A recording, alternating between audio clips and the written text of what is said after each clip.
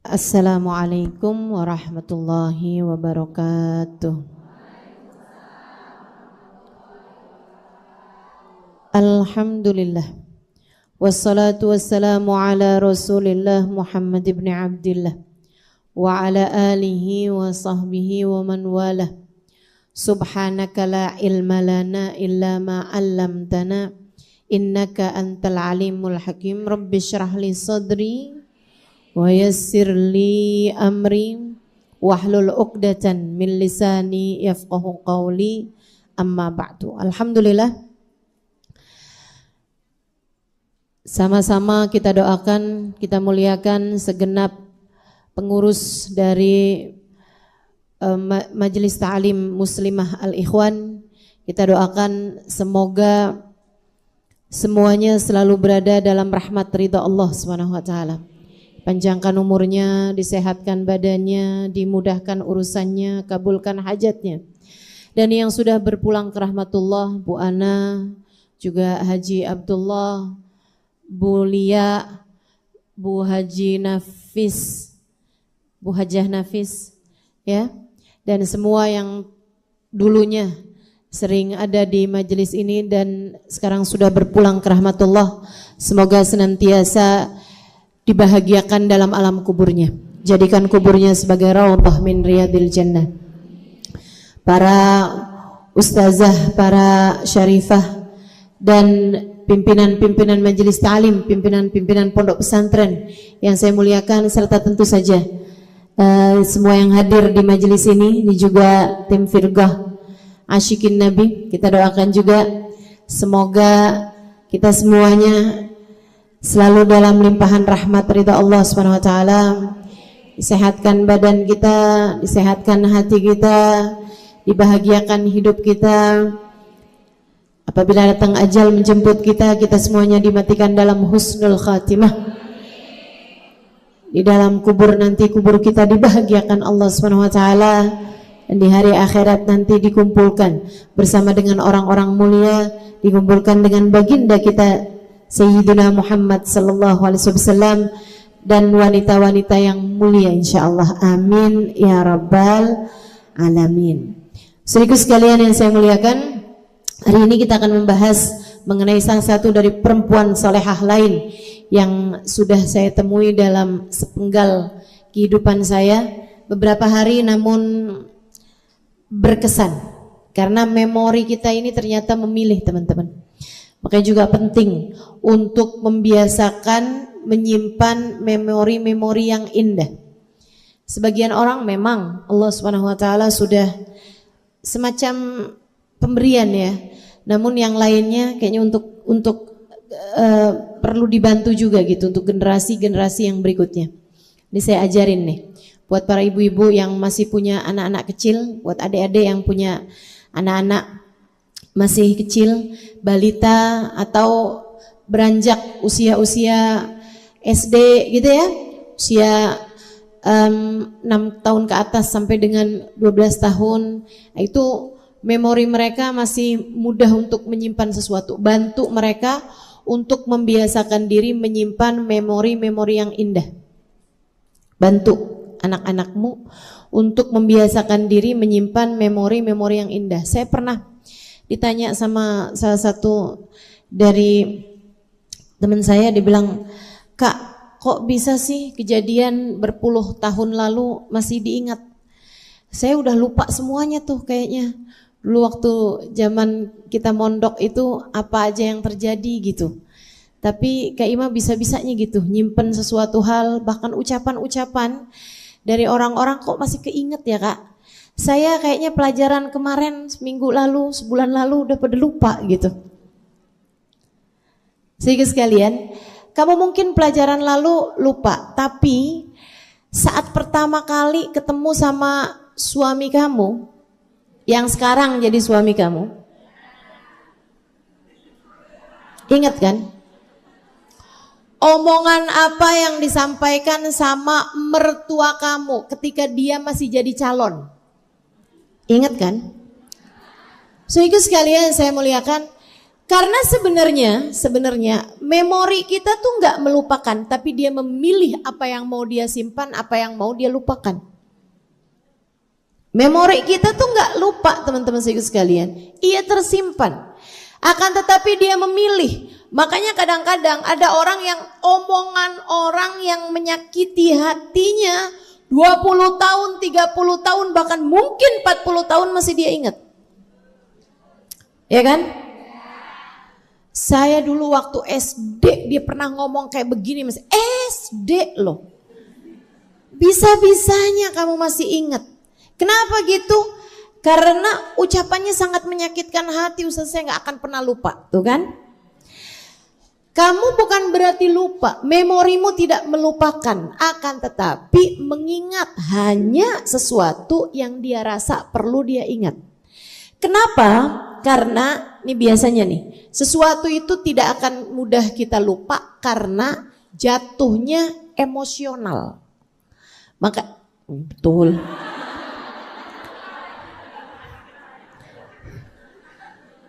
Omongan saya kayak lagi dinilai. Betul katanya. Emang kamu apa? Pakar apa kamu? Teman-teman sekalian, ini memori kita itu memilih ya. Memori kita ini memilih. Memilih hanya sesuatu yang jatuhnya sangat emosional bagi kehidupan kita. Nah, emosional itu bisa dua teman-teman. Emosional itu bisa dua gitu jatuhnya. Jatuhnya karena kamu merasa itu adalah sesuatu yang sangat indah, atau kamu merasa bahwa itu adalah sesuatu yang sangat menyakitkan. Tuh, dua itu. Bisa sangat-sangat membahagiakan, sangat-sangat cakep banget gitu. Dalam memori kamu tuh indah banget, bagus banget. Atau sesuatu tersebut itu bisa merupakan sesuatu yang sangat menyakitkan hati. Maka ada banyak anak-anak yang tidak bisa melupakan masa kecilnya dia yang orang tuanya berantem, yang orang tuanya ribut mulu, yang ibunya marah-marahin ayahnya mulu, dan ayahnya nampar ibunya, atau bahkan nauzubillah ada piring terbang di rumah mereka. Sesuatu yang gak akan dilupakan sama seorang anak, teman-teman saudariku sekalian. Sebagaimana anak juga gak lupa saat-saat dia main bersama orang tuanya, saat diajak jalan sama orang tuanya, saat mereka tertawa-tertawa bersama di dalam rumah. Itu memori yang tidak terlupakan oleh seorang anak karena sangat membahagiakan. Jadi hal, kenangan-kenangan yang sangat indah atau kenangan yang sangat buruk, sangat menyakitkan tidak akan hilang dari memori kita. Memori kita memilih, karenanya ajarkan, bantu anak untuk hanya memilih memori-memori indah. Saya pernah ada satu kerabat, anaknya terkunci di dalam kamar. Ya, ada kerabat anaknya terkunci di dalam kamar yang kebetulan adalah salah satu kamar di rumah saya. Gak bisa keluar, jadi dia masuk, dia main-mainin, anak umur 4 tahun, 3 tahun. Masuk dalam kamar kemudian kekunci. Dia main-mainin kuncinya kekunci. Kebetulannya si kamar itu teman-teman saudaraku sekalian gak ada jendela yang terbuka. Jendelanya itu hanya ada satu kaca, dan itu kacanya adalah kaca yang paten, kaca terkunci gitu. Kaca permanen. Si anak nangis, ibunya gak kalah nangisnya, begitu kan? Dan mengusahakan untuk gimana caranya biar nih anak keluar, tentu perlu effort, perlu usaha yang sangat besar. Usaha buat, dia udah panik nangis, jadi nggak bisa-bisa dia mau buka kunci itu gitu. Yang ada adalah kuncinya ketarik sama dia, kelepas. Udah tuh, ibunya nangis, anaknya nangis, panik begini begitu segala macam. Sampai kemudian kerabat laki-laki begini begitu datang, sampai akhirnya kemudian bisa nyongkel, mesti dicongkel si ngebongkar kaca yang permanen ini teman-teman, untuk kemudian berhasil ya dikeluarkan sesudah menit yang sangat lama ya, nggak nyampe sejam sih, tapi ya saya tahu ini adalah sebuah pengalaman yang dramatis. Si anak tetap nangis, ibunya juga melukin anak tersebut dengan nangis begini begitu. Kemudian saya kasih tahu sama si ibu tersebut ini.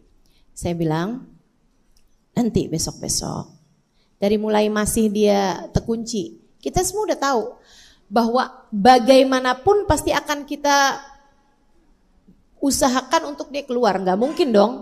Ya udah dah kalau gitu deh, sampai nunggu dia jadi pinter, jadi ngerti caranya ngebuka pintu gitu kan, nggak mungkin. Jadi akhirnya Pak, kita tahu bakalannya akan seperti apa gitu. Bagaimanapun kita akan usahakan untuk membuka pintu ini. Tapi si anak ini kan nggak tahu. Si anak dengan memori kecilnya, dia nggak akan tahu bahwa endingnya akan menjadi seperti apa. Sehingga memori dia tersimpan, terkunci di dalam kamar, ini akan menjadi memori dramatis, memori traumatis yang akan tersimpan di kepala dia gitu, di pikiran dia. Sehingga akhirnya saya yang memang belajar banyak tentang bagaimana cara kerja memori dalam tubuh manusia ketika saya udah dewasa. Teman-teman saya sekalian, saya nggak kuliah psikologi, tapi saya banyak belajar hal-hal yang semacam ini dengan saya mempelajari kisahnya Nabi Allah Yusuf alaihi salam yang Allah subhanahu wa ta'ala tuliskan di dalam Al-Quran. Sebenarnya semua ilmu itu ada di dalam Al-Quran. Makanya orang kalau mempelajari Al-Quran, dia mempelajari semuanya. Yang karena saya tertarik dengan urusan-urusan psikologi manusia, sehingga saya banyak mempelajari hal-hal yang sifatnya berkaitan sama kejiwaan manusia. Saya sampaikan kepada ibunya anak tersebut, saya bilang, ini memorinya akan tersimpan. Saya minta tolong sama kamu. Kamu kalau kepengen anak kamu ini enggak terkait sama memori-memori buruk, saya bilang tiap kali dia mengingat kejadian itu, ingatkan dia tentang jalan keluarnya. Ingatkan dia tentang keindahannya. Ingatkan dia tentang memori baiknya. Jadi setiap kali dia begitu keluar kan dia nangis kan. Terus besok-besoknya kan dia terus nginget tuh. Kemarin kekunci begini segala macam. Setiap kali dia ngomongin tentang urusan terkunci, saya minta ibunya untuk mengingat, iya nak, terus habis itu kamu bisa keluar ya nak ya. Terus habis itu kita bukain pintunya ya nak. Habis itu kita bobol jendelanya buat kamu ya nak ya. Karena kita semuanya sayang sama kamu ya nak ya. Jadinya akhirnya kita bobol jendelanya ya nak ya. Kemarin tuh yang bobol jendelanya siapa nak? Orang baik-baik ya nak ya. Terus begitu. Saya minta dia untuk mengingatkan hal-hal indah dalam kejadian traumatis tersebut. Itu penting buat para ibu yang punya anak. Mungkin satu waktu anakmu lagi kamu ajakin jalan-jalan, kemudian di mall dia tersesat, dia panik, dia ketakutan karena ibunya gak ada, atau dia pegang-pegangin baju orang, ternyata orang tersebut adalah bukan ibunya, bukan ibunya, ternyata adalah orang lain. Betapa sering hal-hal yang semacam itu terjadi pada diri anak-anak kita. Bukan begitu? Pasti ada dalam kehidupannya hal-hal yang membuat dia traumatis, merasa ditinggalkan, merasa ketakutan, merasa khawatir. Pasti dalam diri anak-anak kita tuh dalam hidup pasti aja ada, saudariku sekalian saya muliakan, keadaan di mana kita terjebak dalam mobil yang akhirnya ternyata mobil kita kehabisan bensin. Pernah gak pernah? Oh sih pernah. Berapa kali bahkan. Ya akhirnya didorong kan begitu. Atau kecelakaan, dia jatuh, dia ini, dia itu. Ada aja dalam kehidupan anak-anak kita. Atau dia udah nunggu di sekolah, kamu kirain suami kamu menjemput, ternyata suami kamu ngirain kamu yang ngejemput. Bisa aja. Ada banyak hal. Betul? Ada banyak hal dalam keadaan-keadaan anak-anak kita, peristiwa-peristiwa yang membuat mereka traumatis. Bahkan segampang misalnya anak kita sakit, panas, kamu gak tahu apa yang dia rasakan. Kejadian-kejadian traumatis dalam kehidupannya. Atau bahkan ketika dia dikatain sama temennya, ketika dia dibully sama temennya, dan seterusnya dan seterusnya. Saudaraku sekalian yang saya muliakan, karena saya berharap kamu bisa membantu anak-anakmu untuk hanya menyimpan memori-memori indah dalam kehidupan mereka. Gali, memori itu gak hilang. Hal-hal dramatis, hal-hal traumatis dalam kehidupannya, ketakutannya, kepanikannya, kekhawatirannya itu nggak hilang. Saudaraku sekalian saya muliakan, kenapa ada orang takut sama kucing? Kenapa ada orang takut berlebihan sama kecoa? Kenapa ada seseorang takut berlebihan sama cicak? Bahkan sama karet, sama sesuatu hal yang kayak nggak masuk di akal. Iya, saya takut aja, saya nggak ngerti kenapa tapi saya takut aja. Teman-teman saudaraku sekalian, kamu nggak takut aja, kamu dulunya pernah punya kejadian yang bahkan kamu sudah lupa kejadiannya apa, tapi traumanya tersimpan di dalam memorimu itu. Traumanya tersimpan. Pasti ada hal apa, entah apa dulunya. Di masa kamu kecil, pernah dicakarkah sama kucing, atau pernah dipelototin sama kucing. Kucing kalau melotot serem.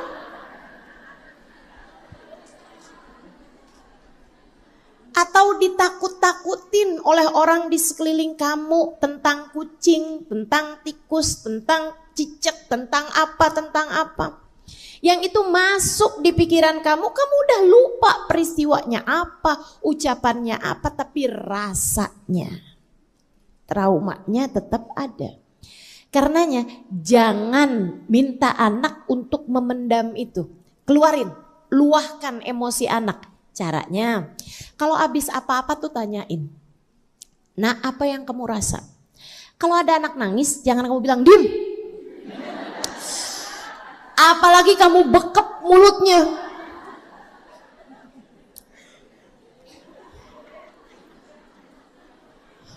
Ustazah telat ya ustazah ya, saya udah ada nenek-nenek nih sekarang. Ustazah kenapa sih ustazah nggak ngajarnya dari dulu gitu, dari zaman saya muda? Lah bu, zaman kamu muda, saya belum lahir. Umur kamu sekarang 70 tahun. Sehingga sekalian saya muliakan. Atau ada nih ibu-ibu suka ngomong kayak gini, ustazah dulu kemana aja sih? Saya baru denger sekarang nih ustazah nih. Mau denger berapa tahun? 5 tahun terakhir ustazah. Lah, pertanyaan saya, kamu dulunya kemana aja? Saya ngajar dari tahun 2003. Udah berapa tahun nih sekarang? Udah 22 tahun teman-teman. Saya udah ngajar dari 2003. Lama banget saya, tua banget ya. Masya Allah. Sehingga sekalian yang saya muliakan, nih ya, gali trauma anak. Jadi itu kalau misalnya anak pulang sekolah, bahkan saat sekolah mereka SD atau pulang main gitu kan, atau kamu habis pulang jalan-jalan, bahkan sekedar dia habis diajakin jalan sama saudaranya, diajakin jalan mak. Ini lagi musiman liburan kayak beginian nih. Tiap kali pulang sebelum tidur tanyain, gimana hari ini nak? Seneng gak nak? Apa yang kamu rasa sepanjang hari ini? Tadi di sekolah gimana? Kalau ada anak nangis itu artinya dia sedang merasakan emosi negatif. Jangan suruh diem, itu yang ada emosinya nimbun. Emosinya numpuk teman-teman saudaraku sekalian. Nah, makanya saya kalau ngelihat ibu-ibu nih yang dikit-dikit sumpah. Sian. Kebanyakan emosi negatif tertimbun di dalam memorimu itu. Banyakan saldo negatif ketimbun di memori kamu tersebut. Ustazah saya kok suka mendadak sumpah, nggak jelas gitu sebabnya apa ustazah, itu dia tuh. ketuaan kamu menyimpan memori-memori negatif. Luahkan, teman-teman, diluahkan, dikeluarkan. Gimana cara ngeluarinnya? Nah, ibu-ibu sering-sering nanya sama anaknya. Kalau mereka lagi nangis tuh Bu, jangan suruh diam. Gimana Ustazah? Bantuin nangis Ustazah. Kamu nangis nak, ayo deh mama ikutan nangis juga. Nggak gitu. Ntar kalau udah inian, udah biarin dulu dia nangis. Nah, nanti kalau udah mulai bisa diajakin ngomong tuh, mau tanyain, kamu nangis kenapa sayang? Dia belum ngerti kadang-kadang, kalau apalagi usia 2 tahun, 3 tahun, ajarkan mereka mengenali emosi. Kategorikan emosinya, nggak usah banyak-banyak, kategorikan 2 aja, sedih sama seneng. Nah, masih umur 2 tahun, 3 tahun, ini pelajaran psikologi nih, mak-mak dengerin nih, mak-mak muda, apa-apa nenek-nenek muda juga. Cucunya nanti kalau nangis ya. Karena Bu kadang-kadang mak-mak sekarang nih, zaman sekarang nih suka kayak kesibukan memikirkan masa depan anaknya, sampai lupa dengan masa sekarangnya. Kayak sibuk kerja gitu kan, anaknya akhirnya dititipin ke neneknya. Ustazah kita sih sibuk kerja enggak, Ustazah sibuk ngaji. Nah jangan juga begitu ya, anak titipin ke nenek terus gitu kan. Nah, makanya ngaji itu nggak usah sering-sering. Yang sering dengerin kajian nggak apa-apa. Tapi kalau kamu punya anak kecil, ninggalin anak kamu sering-sering gitu kan, mau titipin ke neneknya, nah mau praktekin ilmu kamu kapan? Gitu. Apalagi kalau dititipin ke neneknya, yang sampai akhirnya bikin neneknya nggak bisa ngaji gitu. Kasian. Sedikit sekalian saya muliakan. Kategorikan emosinya 2 aja biar gampang. Sedih sama senang. Kamu sedih ya nak ya? Kamu sedih ya sayang? Oh pengen nangis karena sedih ya? Kasih tahu Bu itu tuh namanya kesedihan gitu.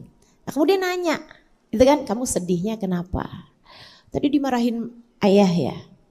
Tadi dikatain sama temen ya? Tadi kamu jatuh ya? Kamu sedih, kamu jatuh sayang. Gitu kan? Nah terus nanti bersama berkembangnya umur kita kasih nama emosi-emosi yang lain tuh dengan kecewa, kan beda tuh, sakit kan beda tuh. Nah bersama dengan bertambahnya usia mereka, gitu ya. Biar kenapa? Biar emosi negatifnya nggak tersimpan. Kemudian biasakan untuk menyimpan atau biasakan untuk menyimpan memori-memori yang indah. Caranya adalah tanyain, kamu seneng ya hari ini? Kamu ketawa mulu, seneng ya nak ya? Kenapa tadi seneng? Oh si ini baik ya sama kamu. Oh si ini ya. Nah kemudian baru mulai tuh. Kamu masukkan keimanan ke dalam hati anak-anak kamu. Yang ngasih seneng itu Allah. Yang bikin orang lain berbuat baik itu Allah. Yang ngasih kenikmatan itu Allah. Walaupun mamah nih yang ngasih hadiah sama kamu, tapi sebenarnya ini hadiah dari Allah. Karena kamu, karena kita semua berbuat baik, karena kita semuanya jadi hambanya Allah, terus begitu. Bahkan di saat mereka sakit sekalipun kita bilang, nah ini sakit dari Allah. Tapi gak apa-apa karena yang bisa menyembuhkan juga Allah. Kita kasih tahu.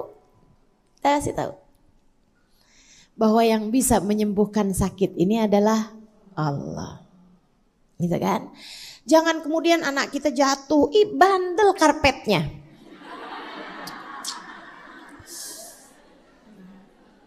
Kamu tadi nabrak ujung meja ya nak ya, bandel nih mama pukul ya ujung mejanya. Itu yang ngajarin siapa?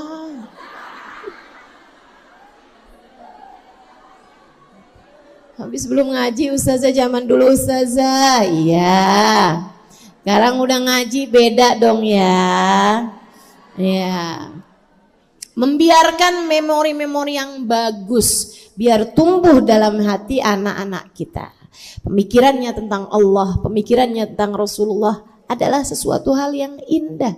Teman-teman saya sekalian, ajarkan mereka untuk berdoa dari sekecil mungkin, dan kamu akan lihat iman bertumbuh dalam hati mereka.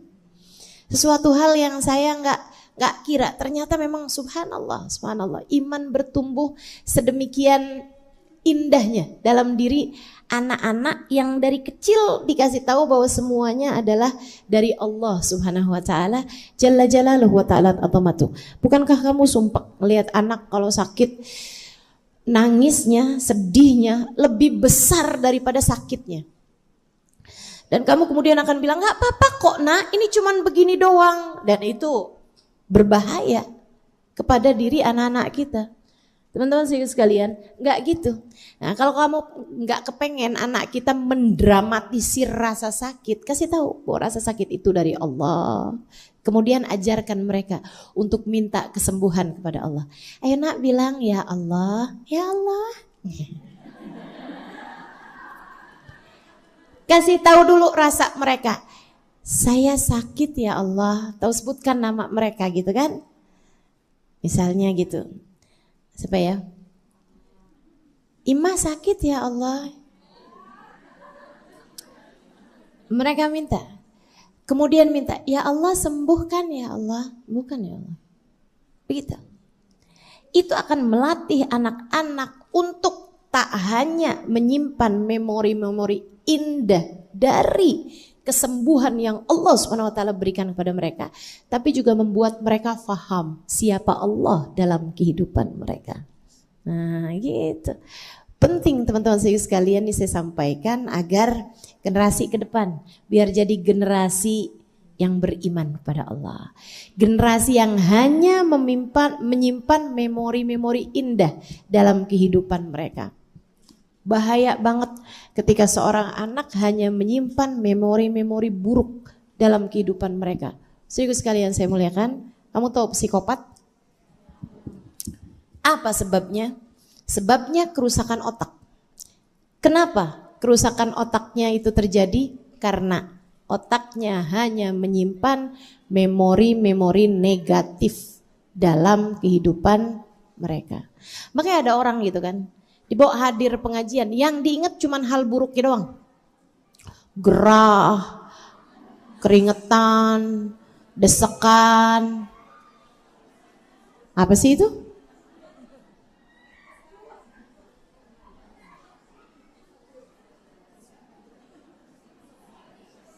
Kucing.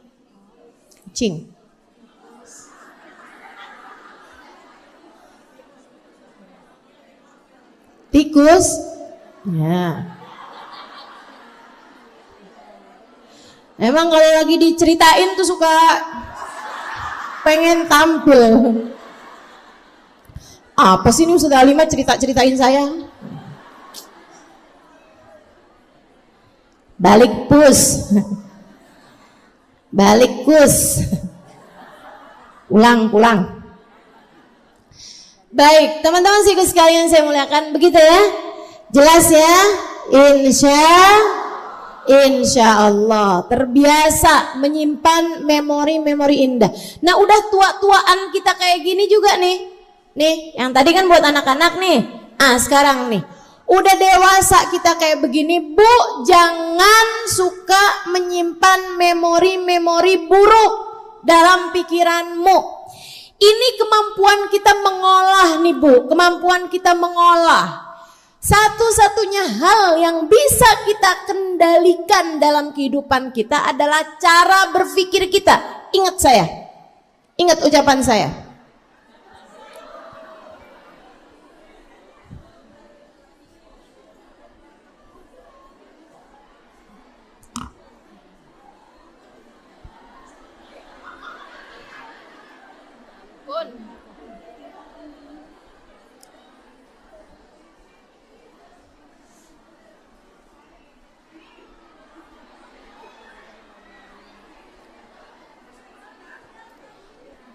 Ini tikusnya sekeluarga apa gimana nih? Hah? Udah?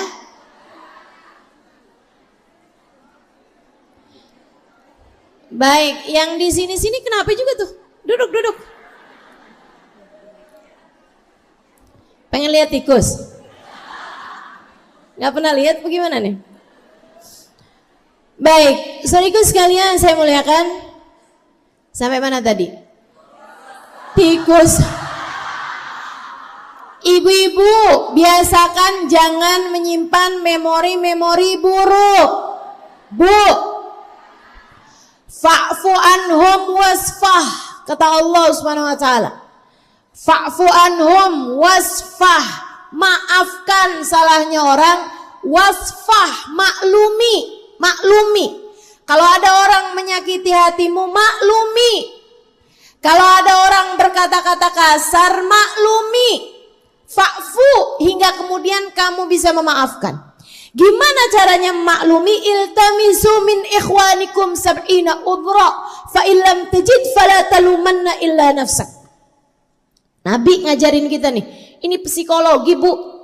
Nabi Muhammad ajarin 15 abad yang lalu, 1500 tahun yang lalu. Nabi Muhammad udah ngajarin kita caranya biar memori kita tidak menyimpan hal-hal buruk dalam kehidupan kita. Katanya Nabi Muhammad, iltamisu min ikhwanikum sab'ina udhra. Kamu sama orang lain tuh cari 70 alasan pembenaran dia. Kok dia begitu? Oh, mungkin karena gitu. Suruh cari. Orang berbuat jahat apapun kepadamu, suruh cari alasan pembenaran kejahatannya. Misalnya, sekedar kamu senyum tapi dia gak balas senyummu. Mungkin sakit gigi. Mungkin gak lihat. Betul gak? Ya Allah Bu. Mata tuh kalau rabun Bu. Apa udah tuaan gini nih? Ya Allah, ngelihat orang di belakang nggak ketahuan lagi senyum apa. Jangan kata senyum, hidungnya nggak kelihatan. Udah nggak bisa lihat lagi gitu kan? Nah udah kalau kayak begitu tuh ya udah gitu. Mau gimana lagi? Ya kan? Bisa jadi dia nggak lihat. Lihat pun bisa jadi dia lagi kepikiran utang. Bisa jadi dia lagi nggak. Ibu-ibu sih sekalian, nih saya kasih tahu ya. Saya kok hadir majelis tuh. Kalau kamu kan hadir majelis, hadir aja. Kok saya mikir mau ngomong apaan nih? Mikir, ibu-ibu pikir saya nggak mikir apa? Mikir Bu. Dan di saat lagi mikir, lagi konsentrasi kayak begituan, mata saya sih bisa jadi kayak lagi ngelihat orang. Tapi pikiran saya mah kagak.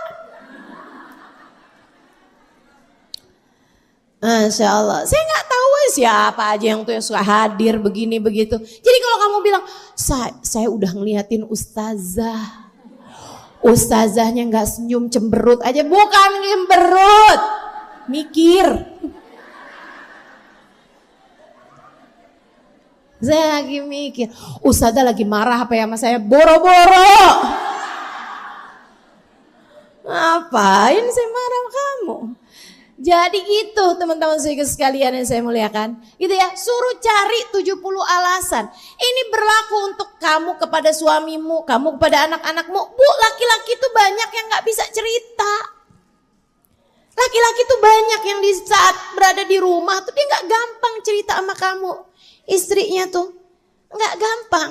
Jadi kadang-kadang dia lagi diam, kadang-kadang dia lagi ngomong agak kasar, kadang-kadang dia begini, kadang-kadang dia begitu. Bukan karena dia sebel sama kamu, marah sama kamu atau apa sama kamu, enggak gitu. Tapi kadang-kadang ya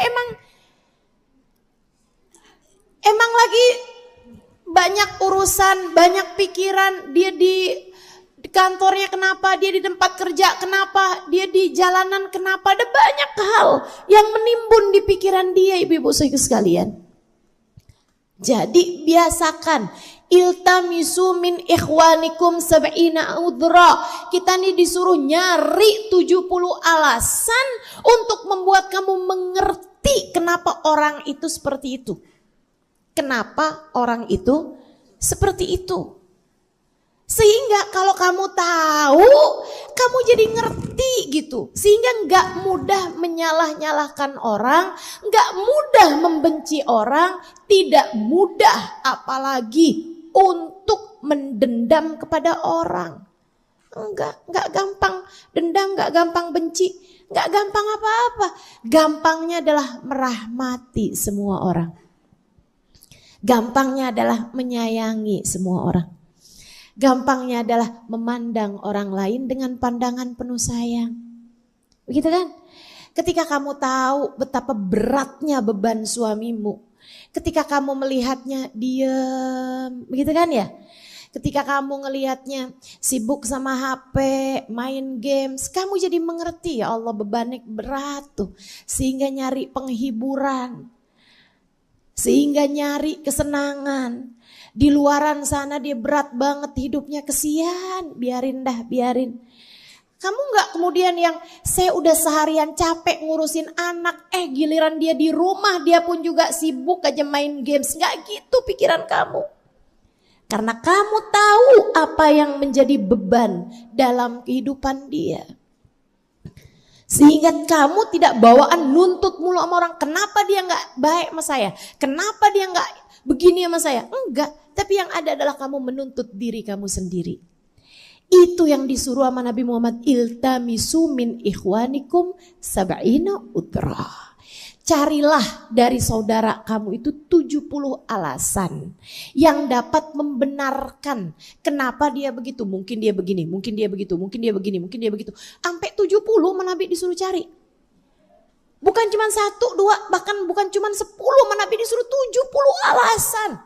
Mungkin kamu hati kamu nih lagi, gak bisa begitu, orang dia begini, orang dia begitu, orang dia begini. Tapi sama Nabi disuruh 70 alasan loh. Bahkan katanya Nabi, kalau udah kamu cari segala macam alasan, tetap dia salah juga dalam pandangan kamu. Fa illam tajid fala talumanna illa nafsak. Kalau kamu nggak bisa juga nyari 70 alasan yang membenarkan dia, semuanya tetap salah dalam pikiran kamu. Fala talumanna illa nafsak. Jangan salahin siapa-siapa, salahkan diri kamu sendiri. Kok bisa-bisanya? Udah nyari 70 alasan masih tetap dia salah juga. Ya emang kamunya yang buruk, makanya nggak lihat kecuali keburukan orang. Sama Nabi digituin. Nah, dengan cara seperti itu, kita tidak membiarkan memori-memori buruk terus-terusan ada dalam pikiran kita. Sehingga kita mudah memaafkan kesalahan orang lain. Akhirnya jadinya hanya memori-memori indah yang tersimpan dalam pikiran kita. Insya Allah. Ini cara bahagia nih saya kasih tahu nih sama kamu nih. Akhir tahun soalnya. Jadi kalau ditanyain apa memori kamu tahun 2025? Hadir majelis. Apa memori kamu tahun 2025? Yang indah-indah terus-terusan yang kamu kenang. Kenapa gitu? Karena yang buruk-buruk udah bisa kamu maafkan untuk kemudian kamu maklumi dan kemudian tidak tersimpan di memori kamu keburukan-keburukannya. Gitu. Insya Ustazah yang udah terlanjur. Ustazah ini Khadijahnya kapan? Ya gampang. Teman-teman sekalian saya mulia, yang udah terlanjur gimana nih Ustazah? Memori buruk kita udah terlanjur nih ada di dalam diri kita.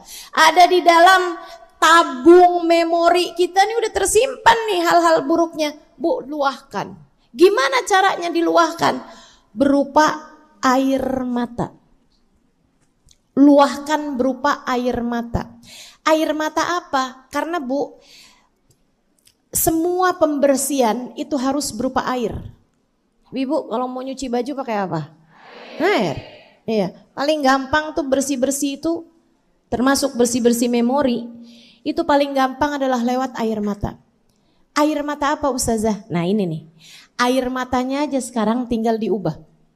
dari yang asalnya air mata sedih, air mata kecewa, air mata marah, air mata takut. Selama ini kan banyak tuh air mata yang kamu keluar karena hal-hal tersebut. Saudara sekalian, saya muliakan, ganti air matanya berupa air mata syukur, berupa air mata taubat, berupa air mata bahagia yang kamu keluarkan di hadapan Allah Subhanahu wa taala, yang kamu keluarkan karena mengingat Allah Subhanahu wa taala. Saat malammu, saat kamu sendirian, atau saat kamu hadir di majelis, gitu ya. Itu tuh ngeluarin tuh, ngebersihin, dikeluarin tuh memori-memorinya tuh. Orang kalau, makanya yang saya liatin, akhlak-akhlak terindah yang saya lihat dalam kehidupan saya itu bersumber dari orang-orang yang mudah menangis karena Allah Subhanahu wa taala. Karena udah enggak lagi tersimpan memori-memori buruknya, dikeluarin mulu. Berupa air mata taubat, berupa air mata syukur, berupa air mata terus tuh kayak gitu. Sehingga akhirnya keluar semua tuh, keluar. Memori-memori buruknya keluar, bergantikan dengan memori-memori baik dari nikmat yang Allah Subhanahu wa taala berikan dalam kehidupannya. Ya, mudah-mudahan kita bisa ngerjain itu. Nah, saya mau cerita sama kamu kejadian tahun 2000. Saat saya berjumpa dengan Hubabah Khadijah. Hari itu saya ada di Jeddah. Kemudian hari itu kita kumpul bersama-sama untuk menuju ke Mina. Kita kumpul di satu tempat. Kumpul di satu tempat pemberhentian bis. Waduh, banyak banget bisnya. Untuk orang-orang berangkat menuju ke Mina. Melaksanakan ibadah haji. Tanggal 7. Tanggal 7. 7 apa, Bu? Dzulhijjah. Jangan bilang nggak tahu, saya usah ada yang cerita. Lah, ibadah haji 7-nya 7 Dzulhijjah. Dari malasnya mikir.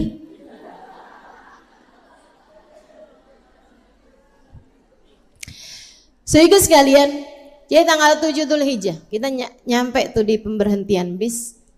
Saya pun naik ke bis yang udah ditunjukkan bersama dengan sedikit teman-teman saya yang memang berangkat dari Tarim Hadramaut Yaman, dari Daruz Zahra. Masuk kita ke bis, jadi isinya bis itu orang-orang dari Mekah, dari Madinah yang ikutan, orang dari mana-mana negara yang ikutan sama rombongan hajinya Sayyidil Habib Umar bin Hafid. Berangkatlah. Saya duduk sebelahan sama perempuan ini, Hubabah Khadijah Asgaf. Tapi saya belum kenal siapa dia. Saya duduk sebelahan banget sama beliau. Beliau dianterin sama keluarganya, habis itu tinggalin di bis itu. Sebelahan saya. Gitu kan? Salaman saya, bertegur sapa, habis itu kita pun berangkat. Sehingga sekalian saya muliakan, kita ini kadang-kadang ketemu sama orang, kita nggak tahu orang itu siapa. Jadi dari sini juga hal yang saya pelajari dalam hidup, kita tuh nggak pernah tahu siapa yang kita jumpai dalam sepenggal kehidupan kita. Siapa yang ada di samping kita, apalagi kan kayak teman-teman nih hadir di majelis-majelis ilmu, majelis taklim. Bisa jadi sebelah kamu sesiapa gitu. Atau paling tidak, bisa jadi dia ternyata adalah seorang kekasih Allah Subhanahu wa taala, kita nggak pernah tahu. Betul kan? Dia ternyata punya nilai di sisi Allah yang bahkan jangankan kamu, dianya sendiri mungkin nggak tahu siapa nilai dia di sisi Allah. Kita nggak pernah tahu. Orang jadi kekasih Allah tuh bisa berbagai macam sebab. Bisa jadi karena nanggung anak yatim, bisa jadi karena dia bakti sama orang tuanya, bisa jadi karena dia ngurusin orang tuanya yang sedang sakit, bisa jadi karena dia adalah seorang istri yang sabar menghadapi suaminya, bisa jadi segala macam sebab. Teman-teman sekalian, belum tentu yang pakaiannya yang paling panjang misalnya dia yang paling mulia, bisa jadi belum tentu yang hafalan Qur'annya paling banyak, atau belum tentu yang paling ustazah dia yang paling mulia di sisi Allah. Belum tentu. Kita nggak pernah tahu nilai orang seperti apa. Silahkan sangka orang lain sebagai kekasih Allah dengan segala macam sebab-sebabnya. Katanya Hubabah Nur guru saya, jalan mendekat kepada Allah itu sebanyak hembusan nafas. Kita nggak pernah tahu sebabnya orang dicinta sama Allah tuh apa. Nggak pernah tahu. Bisa jadi. Orang di sampingmu adalah kekasih Allah, kamu nggak pernah tahu. Ustazah, kenapa nggak bahasanya bisa jadi saya adalah kekasih Allah? Karena orang kalau nyangkain dirinya kekasih Allah, ujub. Orang ujub nggak bakalan jadi kekasih Allah. Orang bangga sama dirinya sendiri nggak mungkin kekasih Allah. Kekasih Allah nggak kayak begitu. Oh berarti saya nggak mungkin kekasih Allah. Tapi bisa jadi itu adalah sebab saya jadi kekasih Allah. Gimana sih muter-muter? Udah aja, yang pasti kamu bukan kekasih Allah dan bisa jadi orang sebelah kamu adalah kekasih Allah. Itu sebabnya jangan berani-berani berbuat jahat sama orang lain. Itu sebabnya berusahalah untuk selalu berbuat baik kepada siapapun. Kita gak pernah tahu siapa orang di samping kita. Hari itu ngajarin saya untuk kamu gak pernah tahu Halimah siapa orang yang ada di samping kamu. Hari itu ternyata saya sebelahan sama Hubabah Khadijah As-Segaf alaiha ridwanallah. Saudara sekalian saya muliakan, nyampe nih kemudian di kemah, tenda yang akan kita tinggalin selama berhari-hari kami di Mina. Saudara sekalian, malam Arafah, malam 8. Besoknya kan malam 9. Sebelumnya lagi malam Tarwiyah, ya, malam 8. Kita udah nginep tuh di Mina. Besoknya hari Tarwiyah. Udah barengan nih sama orang setenda. Tendanya gede banget, kayak hampir lebih dari 100 orang yang ada di tenda tersebut. Tenda haji ya. Terus besokannya lagi berangkat ke Arafah. Naik bis lagi tuh berangkat ke Arafah. Nah selama beberapa hari saya ada di tenda tersebut, saya jadi tahu nih siapa orang yang ada di samping saya. Dan subhanallah di bis saya udah sebelahan sama beliau, di tenda subhanallah juga nggak ngerti gimana ceritanya. Walhasil Hubabah Khadijah adalah sebelah saya kasurnya gitu, kasur tipis-tipis itu loh. Beliau di sebelah saya. Ya mungkin karena Allah mau saya bercerita kepadamu. Dengan saya dijadikan tanggaan nih sama Hubabah Khadijah. Saya baru tahu siapa Hubabah Khadijah sesudah saya di situ, di tenda itu. Semua orang di tenda tersebut itu kalau ada apa-apa datang kepada Hubabah Khadijah. Bahkan gak ada apa-apa pun mereka datang kepada Hubabah Khadijah. Samperin, minta doa, minta ini, minta itu. Saya sih sebelumnya ngeliatin aja gitu kan. Masya Allah banget nih orang. Udah tuh berhari-hari lamanya saya liatin semua orang. Nah selebihnya kita makan barengan, apa barengan. Ini juga ya teman-teman. Saya tuh terbiasa untuk menghargai orang, memperlakukan orang sesuai dengan ya biarin dia jadi orang aja gitu.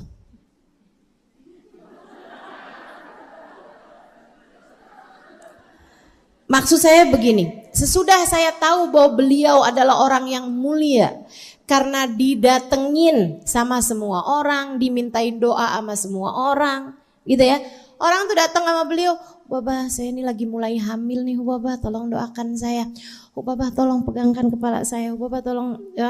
Dan itu yang di tenda itu nggak semua orang, bukan nggak semua orang, tapi yang orang Indonesia hanya beberapa orang aja. Jadi kalau kamu mikir bahwa urusan minta doa begini begitu, minta berkah dari seseorang yang mulia itu adalah urusannya orang Indonesia, saya kasih tahu itu bukan urusannya orang Indonesia, itu urusannya orang beriman. Itu urusannya orang Islam. Kenapa gitu? Karena mereka mengikuti hadisnya Nabi besar Muhammad. Mintalah dari saudara kalian sama muslim doa. Kamu gak pernah tahu dari lisan siapa doa diijabah Allah SWT. Apalagi jika kamu tahu orang tersebut orang yang mustajab doanya. Sama orang biasa aja, kita tuh sama Nabi disuruhnya minta doa, bukan minta duit. Suruhnya minta doa, itu sama orang biasa, apatah lagi sama orang-orang yang mulia, gitu kan. Jadi tuh mereka nyari keberkahan dari Babah Khadijah. Maksud saya tadi mengorangkan orang, memanusiakan orang adalah bahwa ketika saya tahu orang ini orang yang mulia, saya nggak kemudian menjadi kemana-mana saya ikutin, kemana-mana saya mintain doa, mumpung-mumpung nih berhari-hari nih saya sebelahan sama orang mulia. Sampai bikin orangnya tuh kayak gak jadi orang gitu. Ya kan, saya pegangin mulu tangannya, saya ciumin mulu. Enggak gitu. Saya akan tetap memanusiakan beliau, membuat nyaman beliau, menjadi tetangga yang baik bagi beliau. Sebab kan saya tetangganya nih, gitu kan. Saya tetap jadi tetangga yang baik. Enggak juga kemudian orang mau doa, ayo antri. Kalau kepengen cepetan 20 real, enggak gitu. Dibisnisin. Enggak gitu ya, saya liatin aja gitu kan. Orang-orang pada minta doa, orang-orang pada minta ini, sambilan saya tahu gitu kan. Udah tuh, saya sibuk aja sendiri, saya sibuk belajar, sibuk ini, sibuk zikir, apalah mengamalkan ilmu yang udah saya dapat gitu kan. Selama ini saya liatin aja. Dan itu usia saya 20 tahun teman-teman. Karena emang ngajinya panjang, jadi saya paham bagaimana memperlakukan orang. Saya liatin sambil ya udah saya minta berkah. Ya Allah, semoga nih doanya orang-orang juga bisa nyampe sama saya. Sambil saya terus aja perhatiin. Tapi terus tuh saya makan barengan sama beliau. Saya karena kan satu nampan gitu kan. Ntar apa yang beliau mau ambil, apa yang saya coba untuk ambilkan. Begitu aja khidmah. Yang saya lakukan ketika saya tahu orang tersebut adalah orang mulia adalah berkhidmah. Dan itu sampai dengan sekarang masih terus saya lakukan. Ketika saya tahu ada seseorang yang mulia, bukan kemudian Masya Allah, Ustazah, Masya Allah. Nggak gitu maksud saya. Saya ini ngasih tahu biar kamu ngikutin. Kalau kamu tahu ada seseorang yang mulia, jangan kemudian kamu malah jadi sibuk nyari jatah kamu sendiri, bukan. Dengan kamu bisa, iya kan kalau saya bisa salaman, kalau saya bisa dapat begini, kalau saya nanti bisa cerita sama orang, saya bisa begini begitu. Enggak gitu, saya enggak nyari jatahnya teman-teman. Saya enggak nyari jatah dari pertemuan saya dengan Babah Khadijah. Yang saya cari adalah khidmah. Apa nih yang bisa saya lakukan kepada beliau? Sehingga teman-teman saudara sekalian, saya sama guru-guru saya, yang saya lakukan adalah saya nyari jatah saya dari khidmah sama mereka. Kalau kamu dengar perbincangan saya dengan para guru-guru saya, yang banyak saya tanyakan adalah apa yang bisa saya lakukan untukmu? Engkau minta dibeliin apa? Minta perlu apa? Apa yang bisa saya lakukan? Itu yang akan saya lakukan kepada mereka. Bukan yang saya mau ini, saya mau itu. Saya enggak nyari apa yang saya mau. Yang saya cari adalah apa yang bisa saya lakukan untuk mereka. Itu yang terkait saya rasa dengan keberkahan ilmu yang saya dapat, teman-teman. Sebab kalau saya ngelihat diri saya lihat ilmu saya alhamdulillah ilmu yang berkah. Saya bukan yang paling pinter. Saya bukan yang paling apalagi paling soleha. Enggak banget. Tapi kalau saya liatin diri saya punya ilmu berkah gitu. Dibawa ke sana kemari ilmu saya. Nyampe ke sana kemari ilmu saya. Suara saya bisa didengar kemana-kemana gitu. Saya ngerasanya kayak yang berkah nih dalam ilmu saya. Dan kalau kamu tanya, berkah itu didapat dari apa? Bukan dari kecerdasan saya. Enggak seberapa kok. Ya di atas kamu dikit lah. Mau tawadhu tetap juga ya. Enggak tawadhu juga emang. Saudaraku sekalian, bukan juga dari lamanya masa belajar. Betul lama saya belajarnya betul. Tapi bukan dari itu juga. Ada banyak orang juga yang belajarnya lama, begitu kan ya? Saudaraku sekalian, saya rasa salah satunya adalah karena saya berkhidmah sama guru-guru saya, sehingga dengan itu saya banyak dapat berkah doa dari mereka. Berkah doa dari mereka. Bukan di saat saya bersama dengan mereka. Bukan hanya di saat saya bersama dengan mereka, tapi adalah di saat saya sudah tidak lagi bersama dengan mereka. Saya ingat ucapan dari guru saya tuh, Habibana Umar bin Hafid, kata beliau, penting untuk kamu mencintai orang-orang mulia. Penting untuk kamu mencintai para walinya Allah. Hamba-hamba terkasih di sisi Allah. Tapi jauh lebih penting lagi adalah kalau kamu dicintai sama wali-walinya Allah. Bagus, indah kalau kamu mencintai para kekasih-kekasih Allah. Tapi lebih indah lagi kalau kamu yang dicintai sama mereka. Kenapa gitu? Sebab hati mereka adalah tempat turunnya hujan rahmatnya Allah. Hati mereka adalah tempat turun hujan rahmatnya Allah SWT di atas muka bumi ini.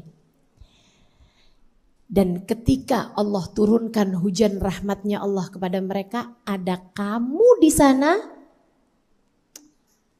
kamu akan menjadi salah satu dari yang paling banyak dapat rahmatnya Allah Subhanahu wa ta'ala. Gitu. Sehingga sekalian saya muliakan. Penting itu kayak gitu. Makanya berbuat baik aja sama orang. Dan ketika kamu tahu bahwa orang tersebut adalah orang yang mulia, belajar untuk membuat mereka nyaman dan belajar untuk berkhidmah kepada mereka. Saya sedih ketika datang guru saya, Baba Nur misalnya gitu ya. Sebagian orang tuh sibuk pegang sampai akhirnya ya Allah, di sebagian tempat tuh sampai beliau jilbabnya sampai lepas, ditarik-tarik tangannya sampai, saya sampai pernah tahu tangannya terluka, sampai merah-merah, sampai begini-begitu. Saya ngerti orang mengerjakan itu adalah karena kepengen berkah. Ngerjainnya karena cinta. Saya juga nggak pernah dengar Hubabah kemudian jadi kayak sakit hatinya beneran gitu, nggak pernah gitu ya, nggak pernah. Mereka pasti akan memaklumi, mereka akan memaafkan, mereka tahu juga itu semuanya dikerjakan karena cinta gitu kan. Enggak, beliau nggak pernah sakit hati atas perlakuan kita yang kadang-kadang kurang adab ini ya. Saya tahu itu. Tapi bagaimanapun, masa sih kamu mau jadi orang yang bikin luka lo ini, bikin sakit lo ini, bikin susah loh ini keadaan beliau-beliau itu gitu. Orang-orang mulia itu. Makanya saya belajar untuk pokoknya kalau saya tahu orang mulia, saya akan belajar menjadi orang yang berkhidmah kepada beliau, menyayangi, mencintai beliau dan melakukan apapun yang membuat kehidupan beliau malah justru menjadi lebih mudah. Gitu ya, yang bisa saya kasih, yang bisa saya lakukan, yang bisa saya apapun aja gitu, yang memudahkan kehidupan mereka. Jadi ketika saya melihat orang-orang malah minta-minta doa ini apa segala macam, saya nggak kemudian yang, wah ini saya nih yang harus banyak dapat doanya, saya nih yang harus begini ya, saya nih yang harus paling banyak dapat gitu, enggak. Saya malah dengerin aja dari tempat duduk saya itu kan, emang tempat tidur saya di situ. Saya kayak dengerin tapi sambil dikit-dikit saya catat nasihat-nasihat beliau, doa-doa yang beliau panjatkan itu apa yang kedengeran aja gitu. Nggak kemudian yang pas saya nggak kedengeran apa nggak gitu juga gitu. Sambilan aja gitu kan, sambil saya dengerin, oh begitu caranya, oh gitu. Saya terus belajar dalam kehidupan tuh harus kayak begitu gitu kan.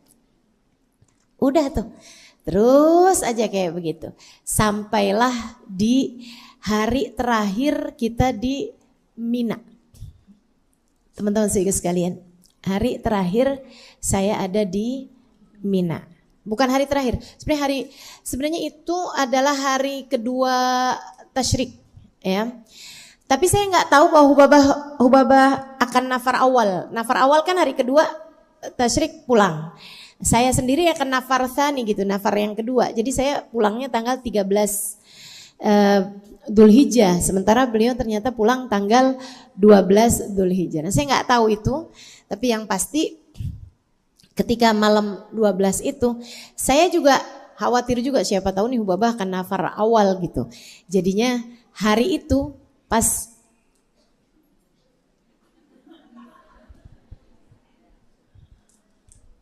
suara apa lagi tuh sekarang? Banyak backsoundnya ini ya. Jadi teman-teman, hari itu tanggal 12 Dzulhijjah, ada memang orang-orang yang memang bersiap-siap untuk pulang besok harinya. Jadinya bisa jadi itu adalah hari terakhir saya bersama dengan Hubabah Khadijah juga gitu kan. Sore-sore abisnya inian, abis asar gitu kan, abis orang-orang pada datangan juga gitu. Saya ada di situ, terus akhirnya saya deketin Hubabah. Saya bilang, Hubabah, ada haknya bertetangga loh Hubabah. Enaknya orang bisa hafal hadis apa segala macam kan begitu tuh kalau ngomong. Enaknya tapi juga jeleknya juga ini ya. Saya dulu awal-awal nikah kalau ada hal-hal nggak cocok antara saya sama suami saya bawain hadis tuh orang. Sekarang jadi kayak yang ya Allah jeleknya adab saya. Sehingga sekalian saya nggak bisa bayangin aja tuh suami saya ya. Dimarahin orang atau ditegur orang tapi bawa hadis gitu kan serem banget pasti. Bawa ayat, bawa hadis ya Allah. Berasa kayak lagi hadir khutbah Jumat. Saya bilang sama Hubabah Khadijah, Hubabah, hakul jar saya bilang. Ada haknya bertetangga. Umazala Jibril yusini bil jar hatta khasyitu an yurath. Kata Nabi Muhammad sallallahu alaihi wasallam. Malaikat Jibril selalu berpesan kepada saya untuk berbuat baik kepada tetangga sampai saya khawatir kata Nabi Muhammad tetangga tuh bakalan dapat warisan. Repot banget ya kalau tetangga disuruh bagiin warisan. Itu ucapannya baginda kita Nabi Muhammad sallallahu alaihi wasallam. Jadi saya bilang sama Hubabah Khadijah, Hubabah ada hak bertetangga. Hubabahnya senyum aja. Karena tahu saya memang lagi godain beliau gitu kan. Saya lagi bercandain beliau. Terus kenapa Halimah? Ya yang lain pada banyak dapat doa nih Hubabah saya bilang. Yang lain pada banyak dapat nih. Ada hak bertetangga sih cuma ngingetin aja saya bilang gitu. Hubabah senyum. Habis itu Hubabah Khadijah didatengin orang nih. Dia bilang, Hubabah, ada si tetangga, ada si Fulanah bintu Fulan, Hubabah di sana, Hubabah. Hubabah kesian dia, Hubabah doain dia, Hubabah.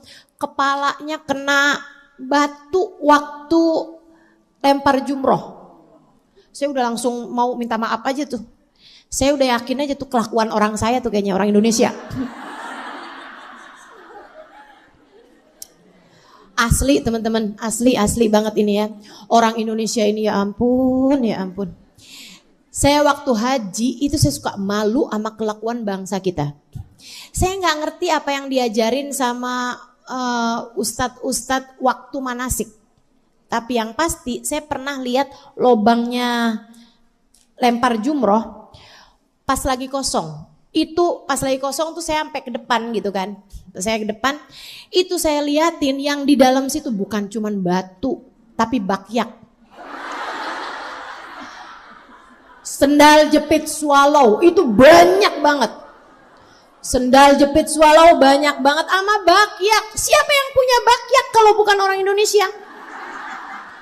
Siapa yang punya sendal jepit swallow kalau bukan orang Indonesia? Betul apa enggak? Jadi kan saya tahu banget, wah Allah kelakuan orang saya nih. Kelakuan bangsa saya nih. Saya nggak ngerti apa yang diajarin sama ustadz-ustadznya itu ya. Waktu manasik, ustadzah-ustadzanya waktu manasik saya nggak ngerti. Mungkin kayak gini kali nih ya. Lempar jumroh itu ngelempar batu ke setan. Jadi waktunya lempar jumroh tuh kayak yang bener-bener penuh dendam gitu. Dia nih setan. Bikin rumah tangga saya berantakan nih gara-gara setan. Suami saya nih digodain sama pelakor nih ngikutin setan. Kayak penuh dendam banget gitu. Sampai begitu ininya udah habis nih. Batunya udah habis kayaknya. Langsung ambil sendal gitu kan.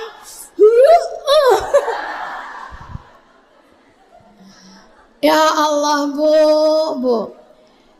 Mestinya itu kan lempar jumroh itu sebagai simbolis. Ibu-ibu apa nggak tahu simbolis ya?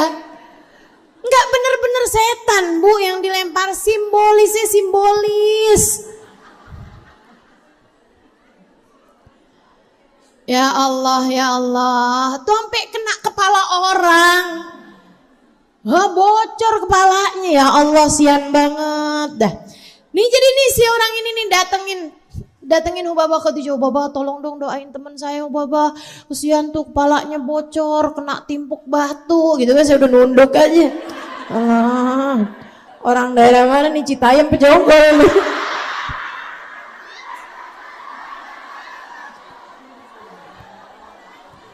Ternyata bukan Citayam, bukan Jonggol, orang Tebet.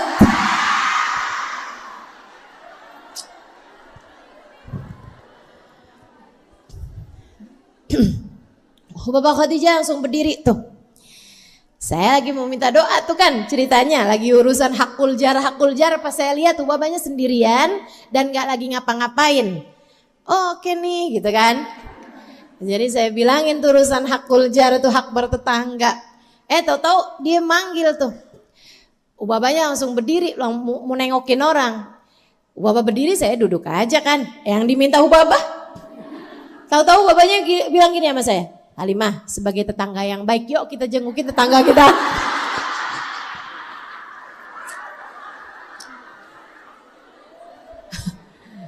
Diajakin jenguk. Iya oke. Saya jalan tuh akhirnya sama Ubaba.